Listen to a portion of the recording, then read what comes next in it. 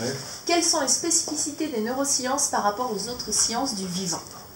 Les neurosciences, c'est une science globale, avec d'une part de la biologie, de la physiologie, mais aussi de la psychologie, des sciences humaines et également toutes les nouvelles techniques comme l'imagerie, également de la clinique, et puis surtout une terra incognita, c'est-à-dire en fait l'ensemble de la cognition du cerveau.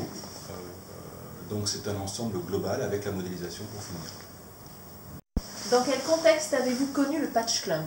Pendant mes études, lors de mon DEA, actuellement c'est un Master 2, et au départ pour étudier les canaux ioniques dans la membrane de l'épithélium intestinal, qui s'est rapidement transformé dans l'étude des canaux dans les globules rouges, cellules qui étaient censées ne pas avoir de canaux ioniques.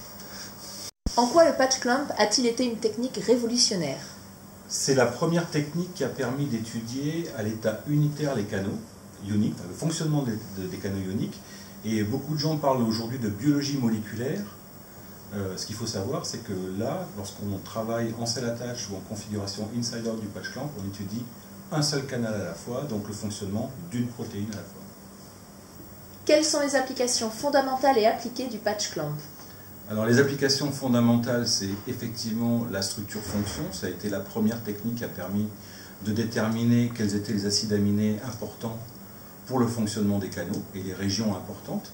Et d'un point de vue fonction, ou en tout cas d'un point de vue appliqué, c'est tout ce qu'on a appelé channellopathie, notamment au niveau cardiaque, au niveau intestinal, par exemple le diabète, la mucoviscidose, qui sont toutes des maladies liées à des mauvais fonctionnements de canaux.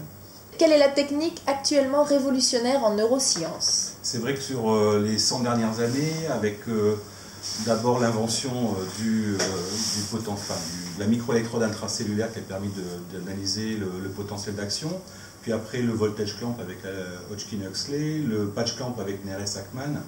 La révolution en neurosciences aujourd'hui, c'est plutôt l'imagerie et la modélisation qui va avec, et bien sûr aujourd'hui l'optogénétique qui permet à façon d'activer des neurones par la lumière.